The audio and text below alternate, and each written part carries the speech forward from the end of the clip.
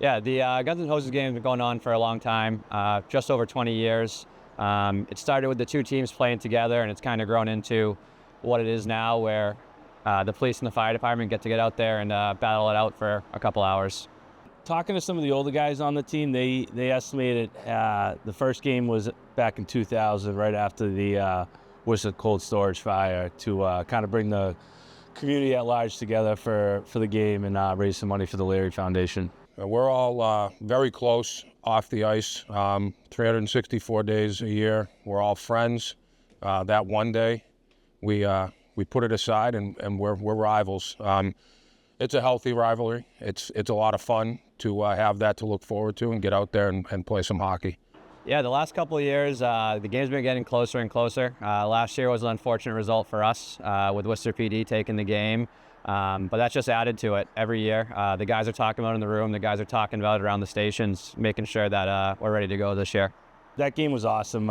It was great to bring the cup back to Lincoln Square. It might have even been the first time it ever went to Lincoln Square, but it was a great game, and looking forward to keeping the streak going. I know we beat them in baseball every year as well, and our trophy case is getting pretty full over at the station, so we're trying to keep that trophy where it belongs.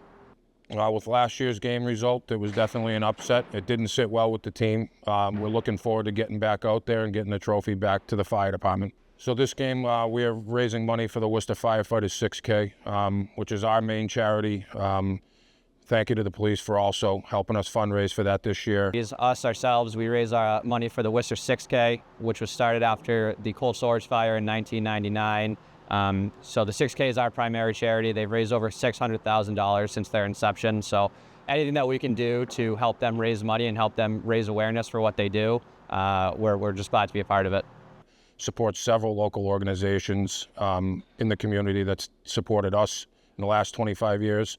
Something we're very proud to support, and it's a way that we're able to honor those guys every single year through playing hockey. We're lucky enough to get to strap on the pads a couple times a year and fundraise for the charity. Well, I was born and raised in the city, and I remember actually driving by the fire that night with my father and my brothers, and that impact, it shook the city to its core. And I remember just being, about 10 years old and seeing the city come together and for the funerals and even attending some of the funerals. It's had a lasting impact on the city and especially both departments. I don't know where to start. I mean, every single day there's stories about those guys, about that night in the firehouses in the city. Everybody remembers it and knows about it and tries to honor those guys with the way that we conduct ourselves in the public. There's a long-lasting impact. I work down at Franklin Street, and every time I pull into the station, I get a reminder of what happened there that night with the statue that they have out front. And like I said, guys talk about them, guys tell stories around the station, and their memory is always going to be there. Just their lasting impact will never be forgotten.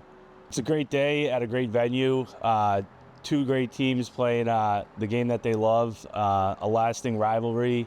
It'll be a great Saturday afternoon, so come down and support both teams in the Worcester 6K.